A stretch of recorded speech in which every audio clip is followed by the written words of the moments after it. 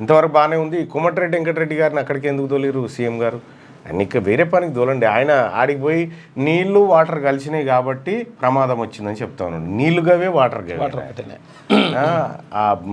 ఏవో ఆ లోపల వాళ్ళకి సిగ్నల్ అందిందట, నా ఫోన్లకి రింగ్ అయిందని చెప్తా ఉన్నాడు. ఇట్లా కాకుండా జరా సీరియస్గా చేయండి. ఆ మనిషిని కాడ పెడితే అదంతా కామెడీ అవుతా ఉందాడ. అతన్ని జర వేరే పనికి ఏదన్నా పురమాయించండి. ఆయన ఆడ చేసేదేం లేదు, చూసేదేం లేదు.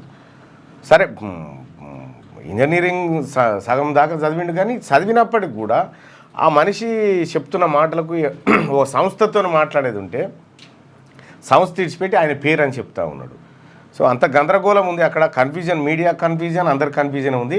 ఆయన ప్లేస్లో ఇంకెవరినన్నా పెట్టండి. ఇక ఆ మంత్రి గారి సంగతి మీకు తెలుసు కదా. అందుకోసమే ఆ ఎస్ఎల్బిసి టన్నెల్కి సంబంధించినటువంటి వ్యవహారంలో వేరే మంత్రులను పెట్టి అక్కడ ఎప్పటికప్పుడు చూడండి, ఎప్పటికప్పుడు మీడియాకు సమాచారం ఇవ్వండి.